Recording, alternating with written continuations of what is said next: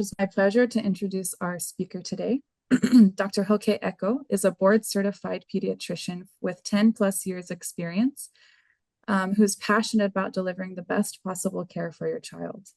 She's a Tedx speaker on ADHD, and she treats ADHD and autism by looking at the root causes and addressing physical and environmental factors so that children can go from fidgety to focused, and the entire family can thrive. After graduating from the University of North Florida with a bachelor's degree in psychology, she completed a master's in public health from the University of South Florida. Dr. Eko then graduated from St. George's University School of Medicine and completed a pediatrics residency at St. Joseph's Children's Hospital in New Jersey. She's completed additional training in brain health, pediatric integrative medicine, and child abuse. Dr. Eko is very passionate about teaching both adults and children about how to boost the health of their brains so they can thrive in life. We are very excited to have you here today, Dr. Eko, and I give the floor to you. Thank you so much. It's an honor to be here. Such a pleasure to talk to all you wonderful people who are attending or are watching this on replay. So without further ado, we're going to dive right into the topic. We're going to be talking about how can we nourish our brains, not just your child's brain, but your brain as well, you parents, and how targeted nutrition can transform outcomes in our children with autism. So this is a really important talk because I see parents all day, every day in my practice, and so many parents have questions about, okay, what can we do for our children besides putting them in ABA therapy, occupational therapy, speech therapy, physical therapy, as the case may be, right? And all those therapies are absolutely important, but it's also important to address your child themselves, right? And so I like to look at the whole child and not just here are the symptoms Johnny has, but who is Johnny? What else is going on with Johnny besides the symptoms, besides the diagnosis of autism, right? What's going on with Johnny's sleep? What's going on with Johnny's focus? Is Johnny a picky eater? What's going on with gut? With his gut health, is he having constipation? Is he having loose stools? So all of those things, that's what I mean by looking at the whole child, right? And nutrition plays a huge role, right? Because food is medicine and we are what we eat. And so that's why I wanted to have this conversation with you today, just so that you can go back to your homes and make some changes that will help both you and your children. So, why do we like to talk about the brain and the gut? I'm sure if you've been following ARI, you have heard about the gut-brain connection, and it's a real thing because I've seen it in the improvements that happen in the children I take care of, right? Because it's so important to note that the brain absolutely relies on nutrient-dense foods for optimal function. The brain needs the most oxygen in the body, right? The brain needs the most water. So really, the biggest thing I want you to leave this talk with is that I want you to fall in love with the health of your brain. And that means that the next time you want to put something in your mouth, you need to think, is my brain going to love this or not? And if you know your brain doesn't love it, don't put it in your mouth because literally you are affecting the way your brain functions. And if you don't like the way your brain is functioning or you would like to optimize it, then you want to be careful with what you put in your mouth, right? And there's so much research that shows that inflammation and nutrient deficiencies with our children with autism have quite a few nutrient deficiencies, right? And it definitely impacts the development of the brain. So the gut by itself, right? The gut by itself influences the immune system, influences the way the brain functions, it influences the behaviors that we see in our children.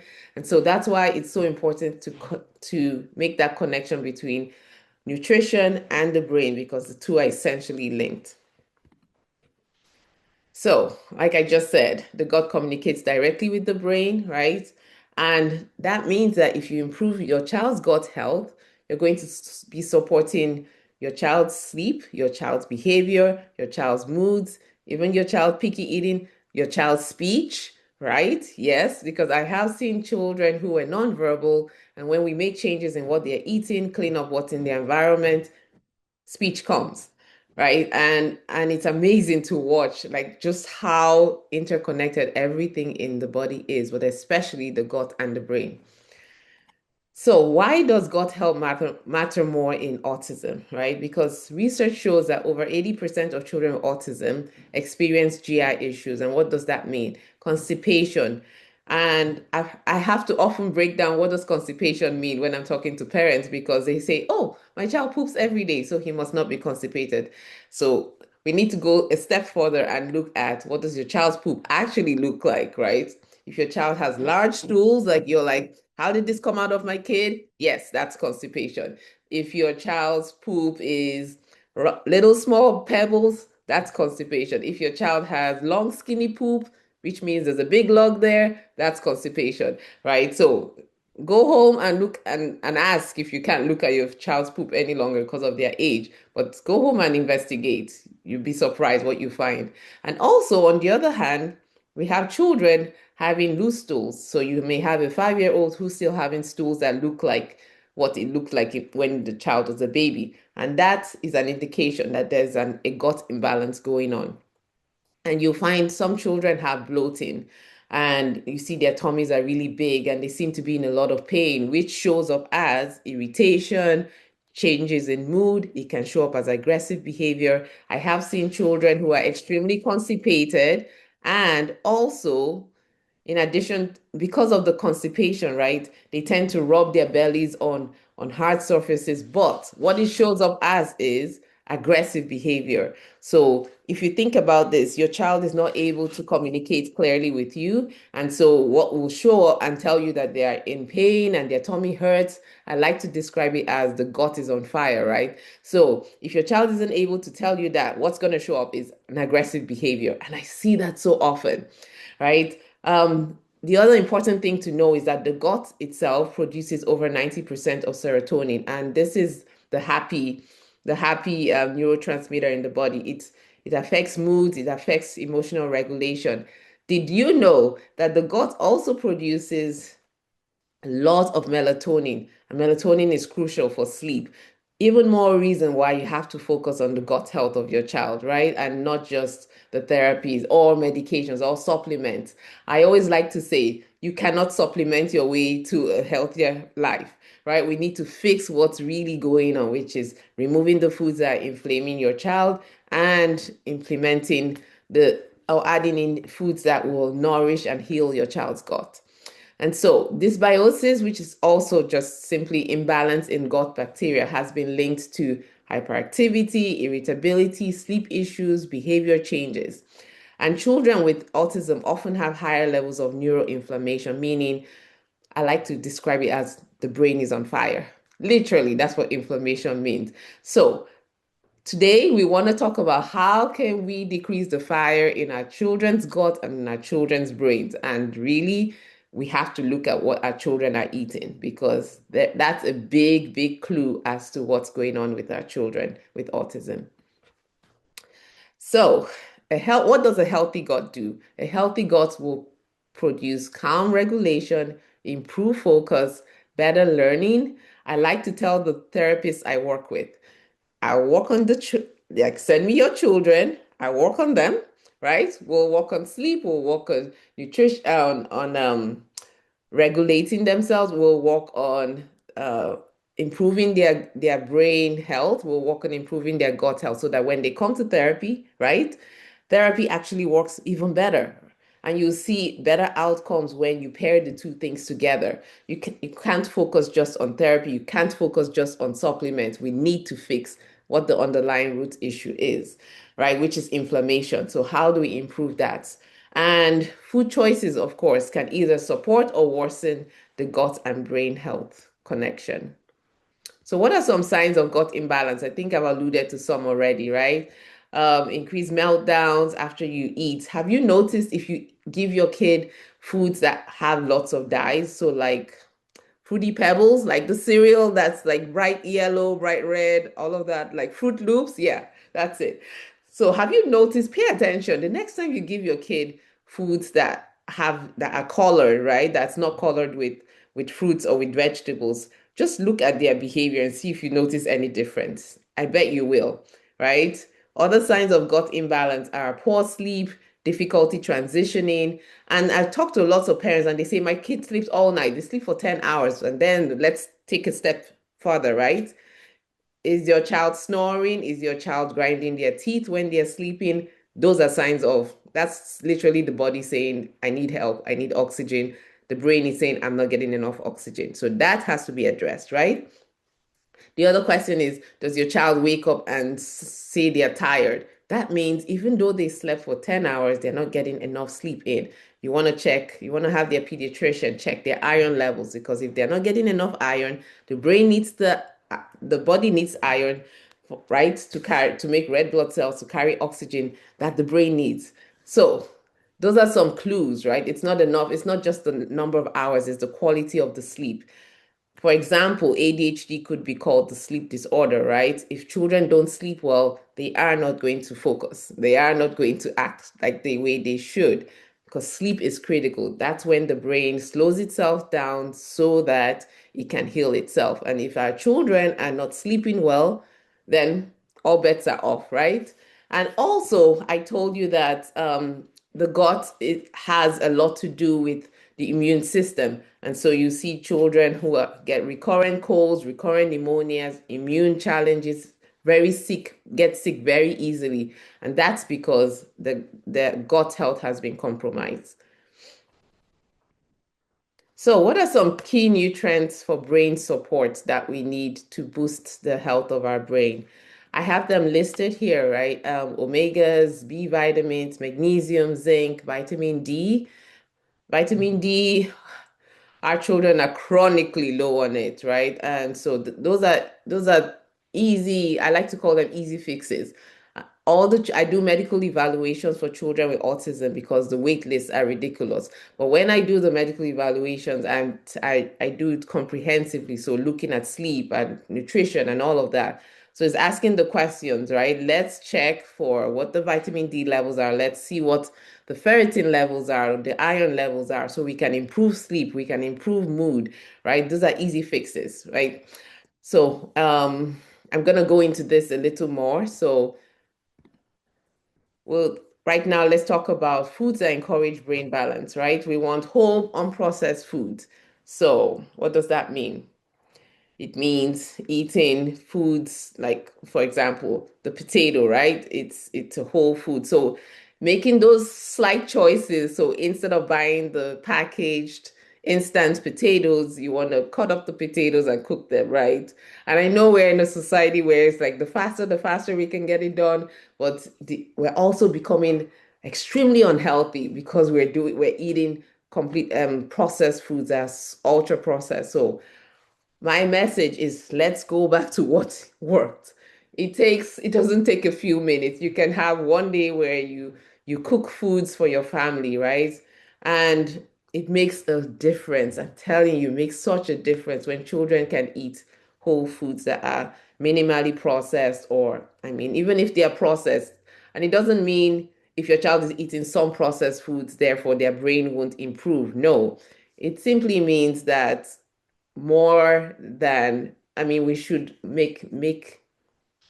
try our very best, right, to offer foods to our family or our kids that are mostly unprocessed or minimally processed so that we can see the results that we want to see.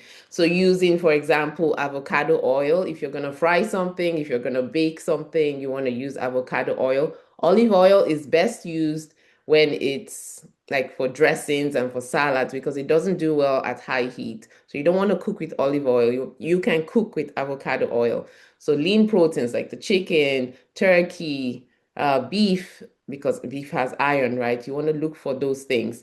Colorful fruits and vegetables. The darker the vegetables, the more vitamin iron they have in them. So like the kales and the spinaches, you want to incorporate that into your child's diet. And yes, I know we have challenges around picky eating and difficulty and like safe foods, and we only eat certain number of foods, and that's real. And I acknowledge that. But there are different strategies that you can use. You can put the veggies in the smoothie, right? And mask it with lots of like strawberries and blueberries, and so it masks the color, it masks the taste. Avocado is great. It's like great fat for the brain, right? You want to mask that in some way into what your child is eating. And fermented foods. So what that means is things like sauerkraut, right, and yogurt. Those things have a lot of what we call probiotics, which are basically good bacteria that will go back and feed the gut lining. Because the key is not just cleaning out.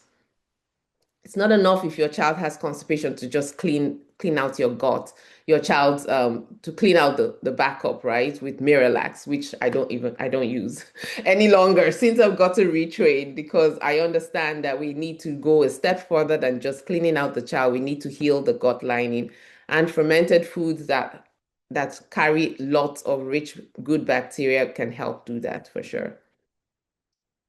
So I think I briefly talked about foods that can contribute to symptoms that you may see in your child, symptoms of gut imbalance, dyes, preservatives, high sugar foods. Watch your child. The next time you give them something with high sugar, which I hope you won't after this talk, but in the event that you do, sometimes, I mean, the holidays are coming up, right? If that happens, you want to see what the difference in your child's behavior is. And I'm sure you'll see a difference, right? Because sugar is also toxic to the brain. Sugar can be inflammatory to the brain. So it's going to do the same thing that foods like gluten and dairy can do to our children, right? And highly processed foods. So how did I become an integrative pediatrician? Because something like this happened to my daughter. She was 9 years old and her lips turned black and she started not doing well in school and her face changed and she was breaking out everywhere, and I was at a loss for this, right? So I took her to my colleagues, the allergist, did all the testing, and the allergist said she has no allergies. And I said, how is that possible? Like, look at this kid. Of course she has allergies now. The question is to what, right? And so I was desperate because it was getting worse by the day. So I went online and I found this group of pediatricians that said they were integrative. I was like, what is that word? I had no idea. Anyways, so I did what they suggested. I checked my daughter's IgG. Um, and she was highly sensitive to eggs, to gluten, to dairy, to pineapple, to cashew, all the things I was loading her up with, right? So I decided that day everybody in the house was going to be gluten-free, egg-free, dairy-free, cashew-free, pineapple-free, right? So like we're all doing this together because that's hard for you to say, oh, kid, don't eat this. And me, parent, I'm going to keep eating it. So guess what happened? In 6 weeks, my daughter's lips turned back to pink and her face started clearing up and grades started returning. And I said, what in the world? And I had to literally go and get retrained as a whole integrative pediatrician because I couldn't unsee that, right? Just the power of nutrition. And I had no idea she was sensitive to it. And so that's why I have gluten and dairy on here. I mean, it doesn't mean every single child is, but there's a high proportion of children that I take care of in my practice that are. And we see dramatic results, like differences in just taking out gluten and dairy, because both those things don't digest completely in the body, right? And what's left over acts in the brain like an opiate. So basically, it's inflammatory to the gut, it's inflammatory to the brain. And once you take it out, then you see a difference. And interestingly, she said to me the other day, because she went to school, she's a senior now in high school, and she went to school and she ate a quesadilla made of wheat, which she shouldn't have, and she knows better. But guess what she told me? She said, Mom, I don't think the gluten's affecting my skin as much. I think it's changing my moods, because she reported that as soon as she ate the wheat quesadilla, within 10 minutes, she was extremely angry and for no reason. And she ate the quesadilla a second time, right? And guess what happened? The same thing. She was angry. Like she couldn't control the rage that she felt. But then, of course, 3 days later, her skin started breaking out again. So I said to her, I hope I didn't even have to say anything. She told me I've learned my lesson. No more, no more wheat for me. So that just goes to show you like how critical this can be, just making those changes. And I know it's not always easy. Yes, and I advocate for changing one thing at a time. Or you can be like me and just clean it all out. But definitely highly processed foods, which is why I said we want to eat as much whole, unprocessed foods as possible. So I think we've already pretty much gone over this. Like 70% of the immune system is in the gut, which is why your child could be having recurrent illnesses because it's in the gut. So it makes sense for us to address gut health. So, just to go over the common nutrient deficiencies that are in autism that we find in children with autism, right? Magnesium is a big one. And low levels have been linked to hyperactivity, anxiety, sleep problems, right? Um, Definitely that's a big one that helps. I love to put all my kids on magnesium because I already know they're deficient in it, and I've seen dramatic results with um, kids both that have both autism and ADHD, right? Dramatic results with adding in magnesium because it definitely improves that sleep. It cleans out the constipation and it gets the child on their way to healing. And I mean, that's just first step, right? But at least that's a step in the right direction. Zinc is critical because zinc affects in attention, sensory regulation, immune health, helps with wound healing. If you have a child who has falls down and they're not healing well, their zinc probably is low or they're deficient in it, and that's why. And so it's very important to supplement this as well. Vitamin D associated with mood imbalance and immune dysregulation, critical. Omega-3s essential for cognitive development, for speech, for behavior modulation, right? But again, yes, these are deficiencies that are common in children with autism, research-based, right? There's so much research to show that that's what's happening. But again, it's not enough to just supplement this back. You have to combine supplementation with making changes in literally what's going in your kid's mouth, as well as healing the gut, right? So the two things together, we supplement what we can. So like, for example, in our practice, what we do is we come up with personalized nutrition plans for our patients, right? We start with food. Food is medicine. We infuse the magnesium, the zinc, the vitamin D into the food, right? Because you can only supplement that much, right? This child is going to keep eating. So you want to boost what they eat as much as possible and supplement where needed, but definitely get the child become so it can become a lifestyle, right? That's the whole point. That eating brain happy food becomes a lifestyle for both the child and the entire family. And then that's where you start to see a real improvement long term. So, I've already talked about how magnesium deficiency impacts behavior, definitely irritability, restlessness, anxiety, which is a huge common comorbidity with autism, with the diagnosis of autism. Our children often have anxiety. Along with it, ADHD is the other common comorbidity, right? And so do you see how everything again is connected? So this one deficiency can affect the behaviors that your child exhibits. So definitely important to know these, right? And I'll tell you a story. So my very first patient after I had the experience with my daughter, I was in a general pediatric practice at the time. So I had this patient that was 9 and she had autism and ADHD. She was nonverbal. She was also had really aggressive behavior and was on the verge of being kicked out of school. And so what happened was after I learned what I learned from my daughter, which is food does make an impact, right? I was talking with her parents and I said to them, this is what happened with my child. Would you consider making some changes in what your child is eating and to see if it will make a difference? Remember, I hadn't gotten retrained. This is just based on this one experience I had with my kid. And so they were willing because they were at their wits' end. They didn't know what else to do. So they took out gluten and dairy.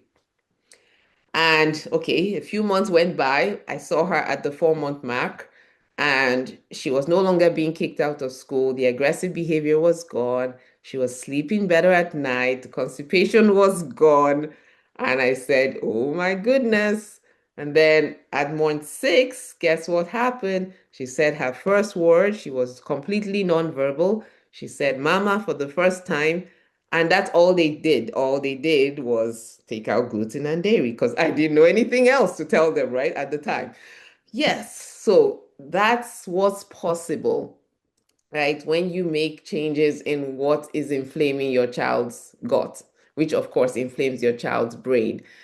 I had a 2-year-old that was evaluating recently for autism, and mom came on the call because I do virtual evaluations across the country. And so mom said to me, mom was crying, and I asked her, of course, why are you crying? And she said she's scared of her child. So, mind you, this mom has 7 other children, so she's not scared of any children. But this 2-year-old, she said she was scared of him because he was very aggressive and he had just slapped her so hard her glasses broke on her face. That's how hard he slapped her. And so she was crying at her wit's end because she was like, I'm just walking on eggshells around this kid. Like the slightest thing will trigger him. So I said, okay, what else is going on? So of course he doesn't sleep well. He's very picky. He's very constipated. He drinks about at the time he was drinking about a gallon of milk. He would drink it in about 3 days. So lots of milk, right? That's what he mostly consumed was milk. And so I said to her, okay, so I had a 2-week gap between the next time I saw her, and I said, do me a favor and just try him off dairy. And she looked at me like I'd lost my mind, which later she told me she thought I was crazy, but she was at her wit's end and she didn't know what else to do. So 2 weeks later, guess what? This child was no longer aggressive. She's like, what in the world? Like he went from being aggressive to like acting like a toddler, like just running around and playing. The aggression was gone. But also what else was gone was, right? He was no longer being constipated from dairy. Dairy by itself constipates, right? So the constipation was relieved and he was sleeping better and the aggression resolved just from that one change in nutrition, in what he was consuming. And so, yes, every child you see is that one child with autism. And yes, it doesn't always work for every child, but overwhelmingly it does. You will see a difference in the behaviors, in your child's sleep, in your child's focus, in your child's ability to in your child's GI, right? Their digestive system. You should see an improvement. And that's the message I want to pass on, is that yes, there is hope. These things that may be challenges now can absolutely improve. And so that's the message I want to leave you with. And also, if you can try it this way, you can add one whole new food every week. You can, and if you just add one. I mean, let's keep it simple, right? So there's no overwhelm happening. Add one new food every week. You can do it for at least 2 weeks if you want to try that. Reduce artificial ingredients. Start reading labels.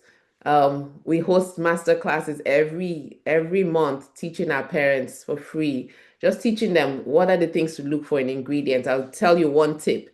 If you go to the grocery store, or just go to your pantry and pick up a box of something, right? Say a box of cereal.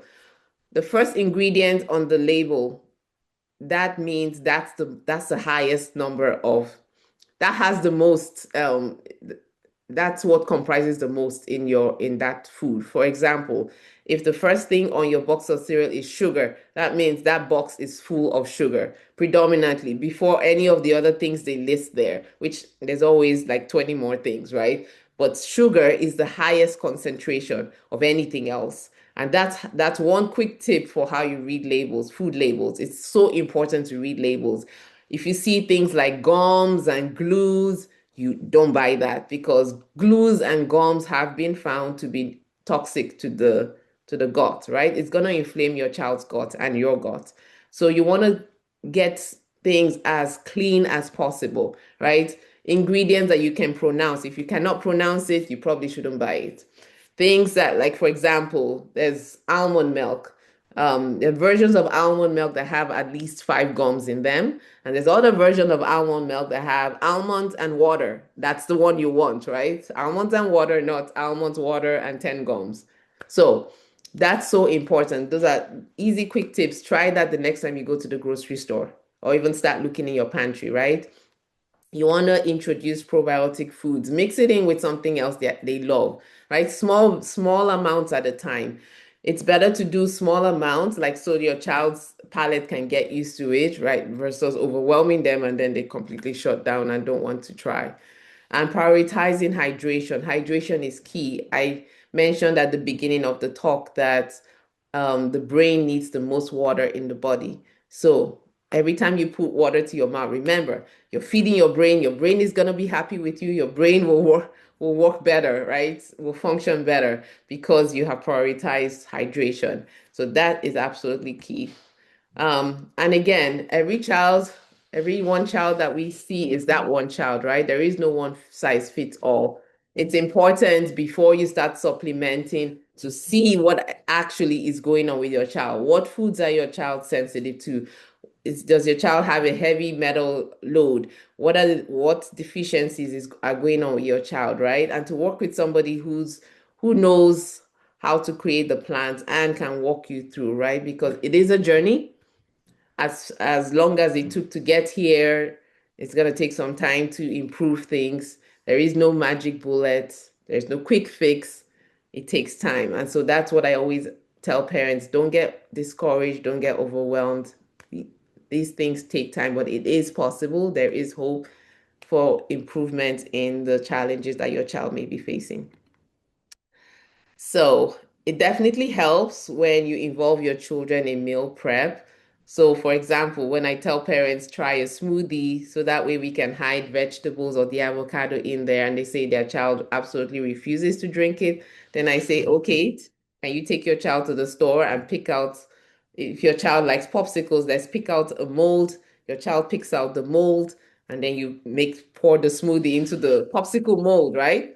Right, voila. Now your child has a popsicle mold that they picked out, and they're more likely to want to try that versus not, right? So, as much as possible, take them alongside with you. And budget-friendly nutrition tips.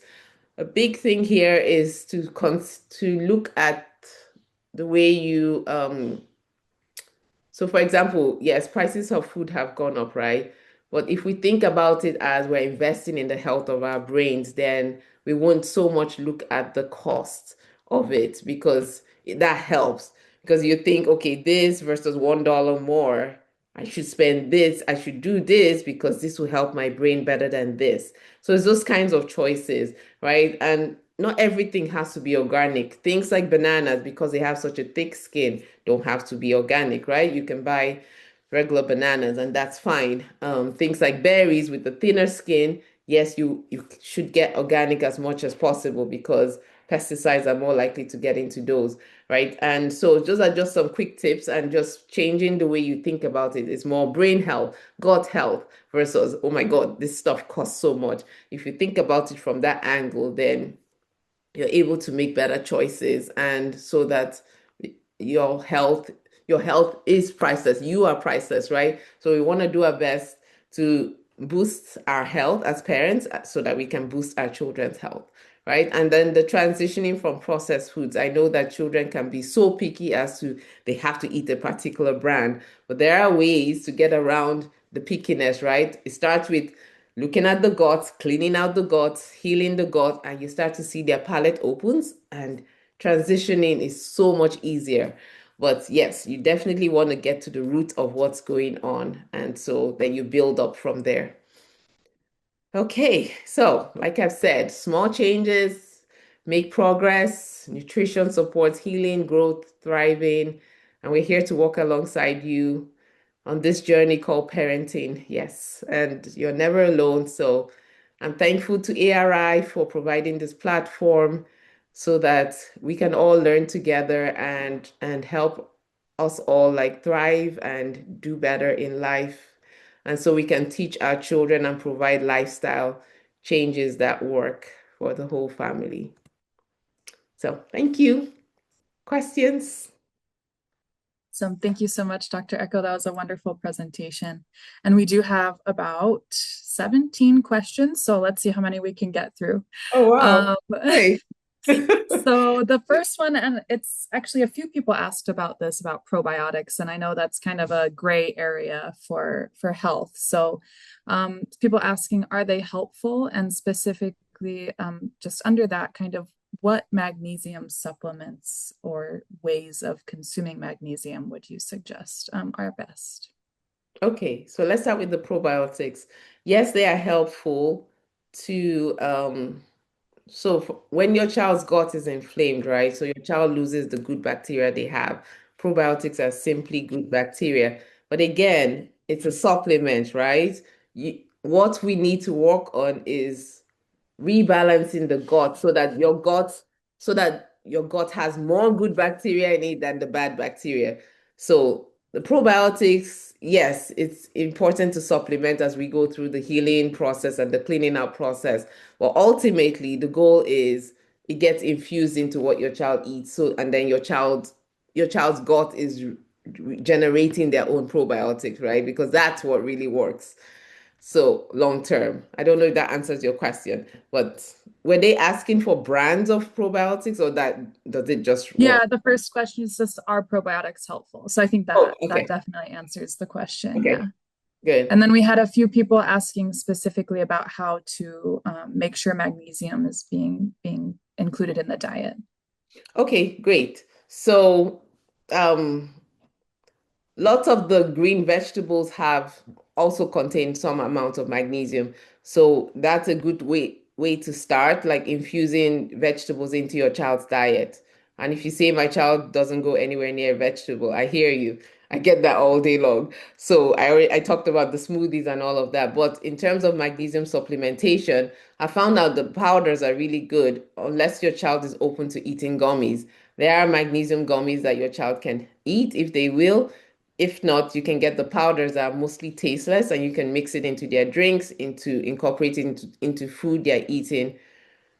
At this point, I always tell parents, whatever it takes, we're gonna find a way to infuse that into your child's food. So those are the ways I would go at it. Yes. Thank you. And so this is kind of specific to specific nutritional deficiencies. Do you know of any specific nutritional deficiencies that you've seen with autistic children who have pica?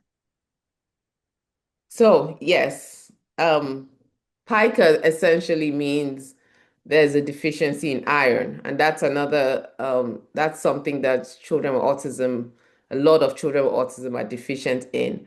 And it's not enough to just look at the iron. You want to look at the iron stores, ask specifically for a test for iron stores, which is the ferritin, because that will tell you if that number is anything less than 70, that means your child is deficient, right? And so because when your child is low on iron, what we see is they start to put non-food items in their mouth, right? And so that's definitely a big one. But what also comes associated with that is also deficiency in vitamin D. I see those two things together all the time. Deficiency in zinc as well, and magnesium too. So, Thank you.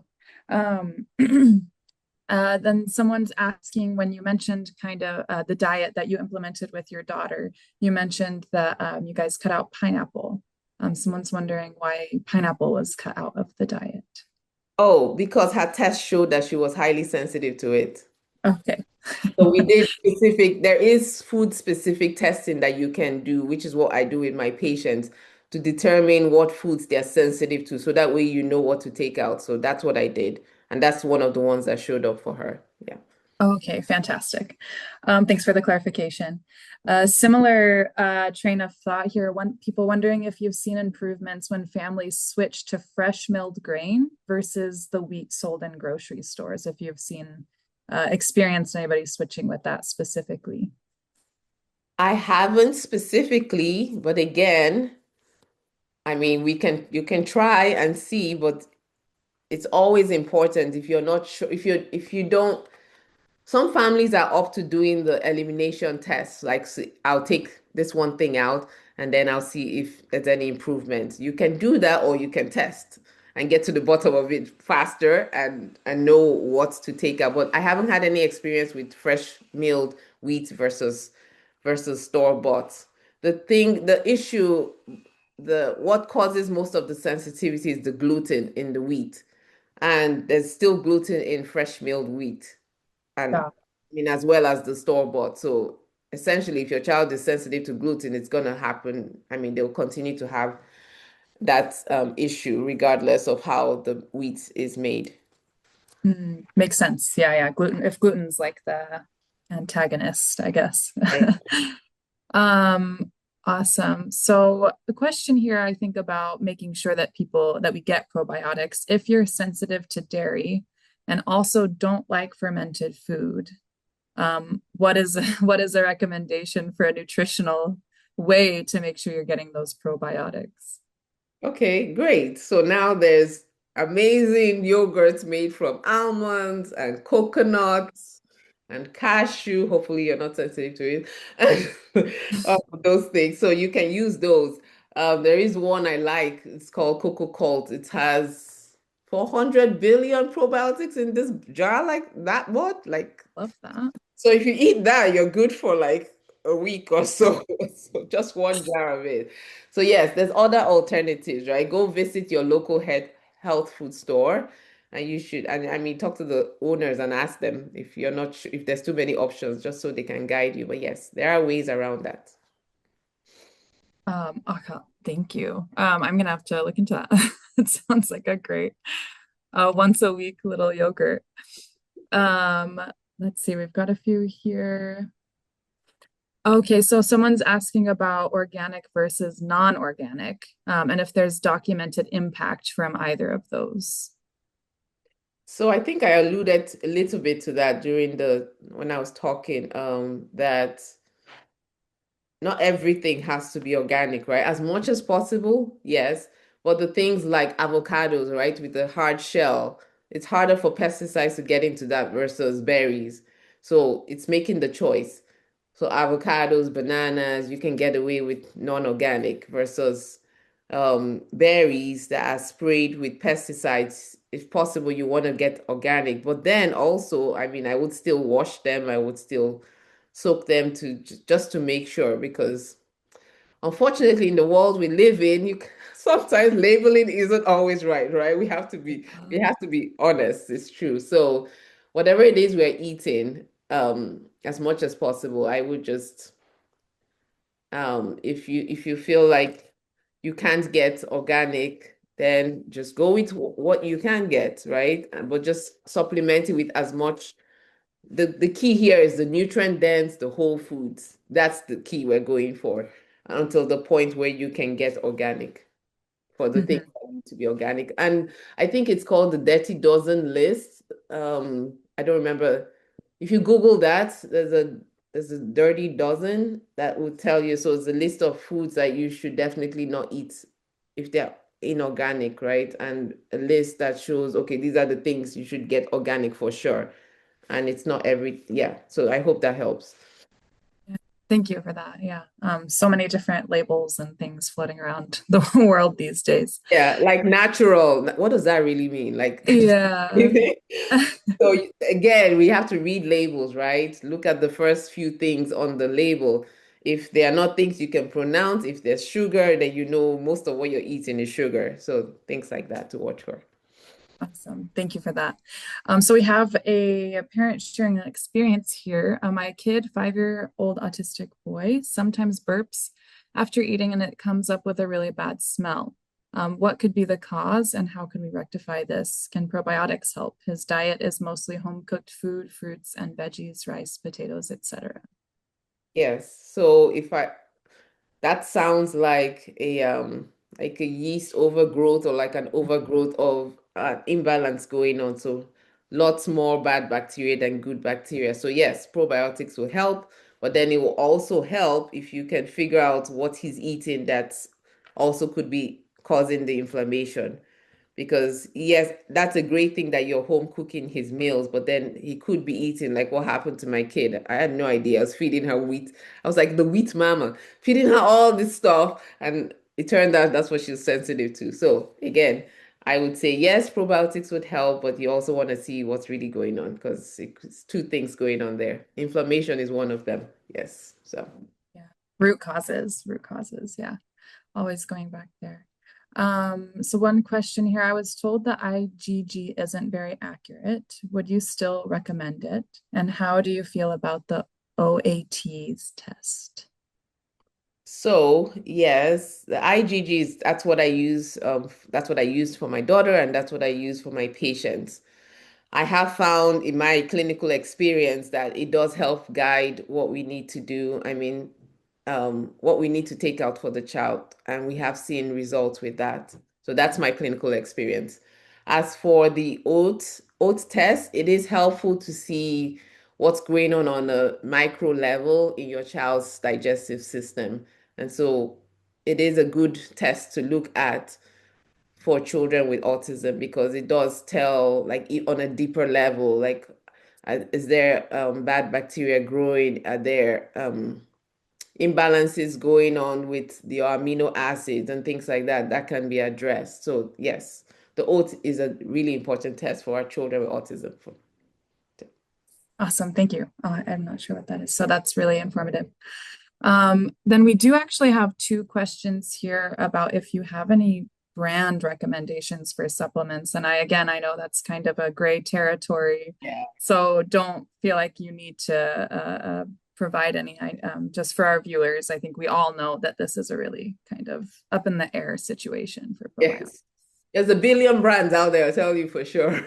But, but yeah, there are some that I mean, we work with our kids. But yes, again, unless I was taking care of your child personally, I don't want to say, yeah, go take this or go take that because I have no idea how it will work with your kids. So yes. Yeah, But reach thank out you. to me, I'll be happy to help. And then wondering if there's any specific type of magnesium that you've known that to help with ADHD specifically, or if that's really still down to the child specific cases.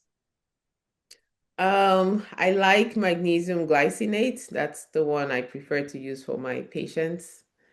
And I have seen great improvement with their symptoms using that. So Fantastic. And then thank you. We're working our way through these flying through. Thank you so much.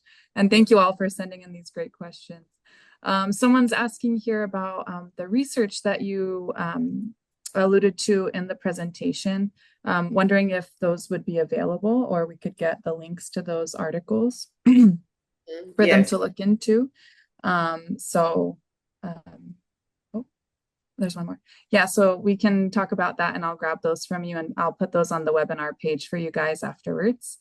And then let's see. Just making sure. I think all of these topics we've already covered. We've still got questions coming in. Questions about oat milk, if that's good for sensitive tummies as a replacement for dairy. It can be good, yes, but again, there's oat milk and there's oat milk. So you want to read the labels. If you see 15 things on the label, please don't buy it. If you see oat and water, that's what you're looking for. Yes, that's acceptable. But again, well, that's a great alternative. My preference always is let's figure out because there are children that are sensitive to oats, right? So yes, while it's a good option, you do want to take the extra step of figuring out does your child have a sensitivity to oat as well. But yes, it's a good option. So thank you so much. And we're getting a lot of messages here, a lot of chats here just saying thank you. This was a great webinar. So I will reiterate that to you. Thank you, Dr. Eko. This has been really informative. And then let me just read through the chat. We have a few more questions coming in. Thank you guys so much for interacting like this. Let's see.